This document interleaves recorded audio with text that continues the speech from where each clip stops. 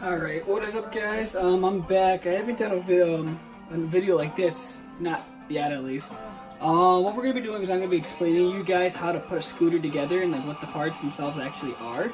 So, I'm going to start with the main part of the scooter, which is the deck. All these parts are used. Some of them are fairly new, some of them are used and beat the shit like this deck. This is my Aztec fountain deck. So you can see it's forged, welded around the head tube. It's got a cutout all the way through to reduce weight. You can see it's forged so the metal comes all the way down. A weld there, weld up the head tube and all the way around. Let's see what else is there about this. Integrated headset, which means that there's actually regular bearings that will run regular compression such as SCS, which I'm running now. The dimensions of this Aztec fountain are 5 inches wide by 23 from the front of the blunt plate to the box stand. And this comes with deck dropouts, so your deck does better grinds and it's just smoother. And a flex fender. So the brake doesn't actually work, it's more just to block my foot from rubbing on the wheel. Alright, next we're going to move to the bars. You guys probably already seen these. I don't know if you can see them or not. These are my Nick Donatelli Signature Affinities. Sorry, those are tags from Indoor Skate Park. These normally come stock 28 by 24 wide. I got mine, I left the height at 28 and the width cut to 21. I put the laces on here, it stops it so when your bars fall, your scooter falls, it doesn't chip up the paint like it has on here. The paint's really chipped from falling so much and sliding on rails and shit like that, so I kind of got over it. Also I'm running Ethic grips, white and black tie-dye. Well, they were white and black, now they're like gray. Those are good. I'm running one bar and my other bar end snapped off today actually. Alright, got the bars. Those are made of 4130 chromoly steel, just TIG welded at the crossbar. Next part of the wheel is, next part of the scooter is the fork. Sorry, still wet, I just washed all these parts. This is the Flavor Boris Germain Signature Animal Fork. Really good, really lightweight, one of the lightest forks in the market. Next is the Flavor Aesthetic SCS. It's the 4-bolt 3-inch SCS. Standard only. That works really good. Got a pair, I got these for my buddy Mikey, because my Elite Air Rides the Hub. These are NV 120mm wheels.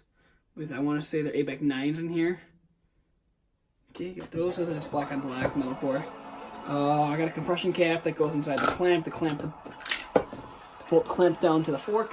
Got a headset spacer. This is I'll show you that later when I'm building it. And I have a headset, and the headset are just bearings, which actually let the scooter spin around doing tail whips and bar spins and all that other stuff.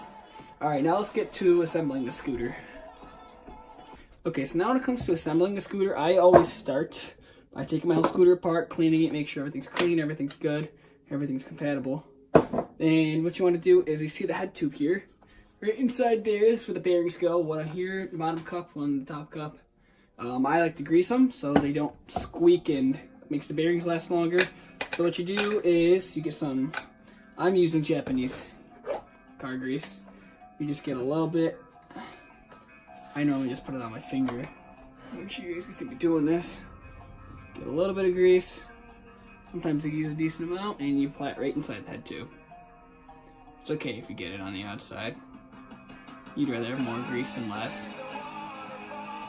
Okay, apply the grease in there. Get the shit off. Covers it.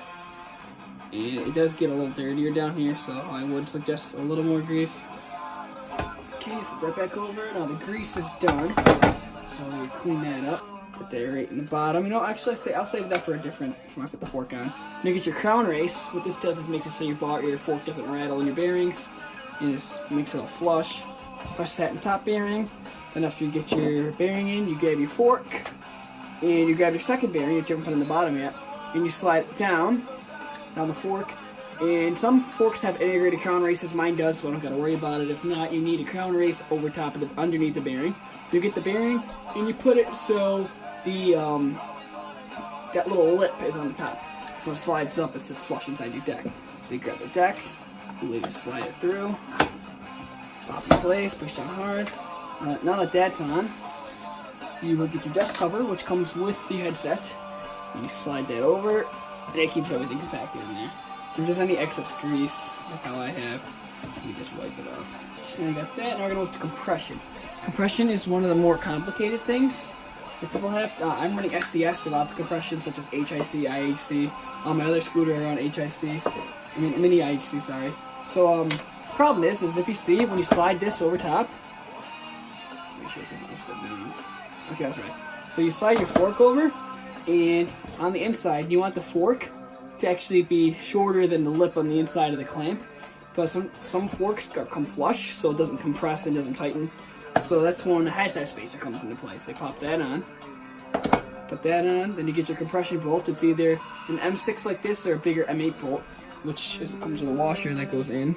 So I'm gonna get my bolt. You know, my clamp, go like that.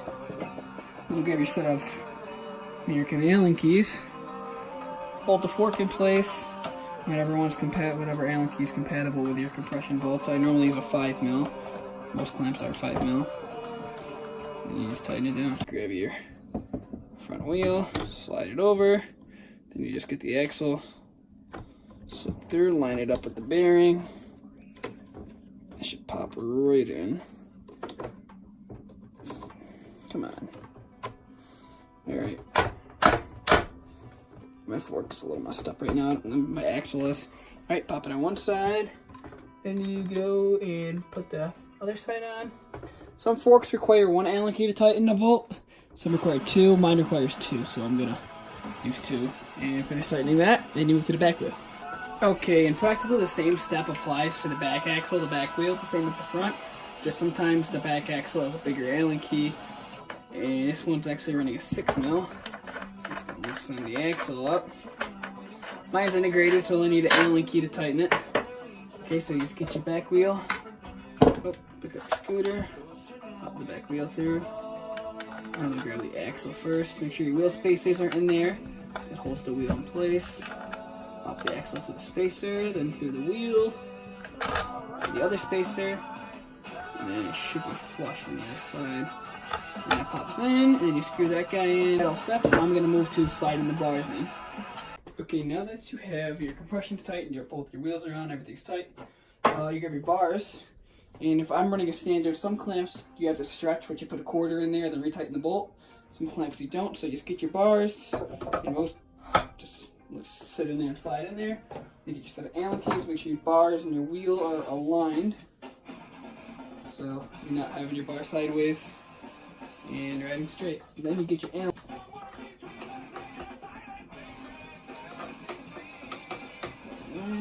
Alright, and your scooter is finally complete. So I'm going to show you a few different angles of my setup as of right now.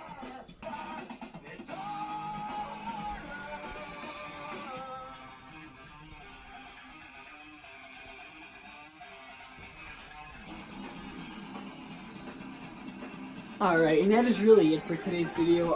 I just didn't really have anything to post. It's starting to finally start to get warmer out, so I'm definitely going to have more vlogs and videos posted up on here. Also on Instagram too. I'm currently in the process of making my edit, so that's going to be good. Other than that, yeah, just check out all my other videos, comment, like, subscribe, and that's really about it. So, thanks for watching. Peace.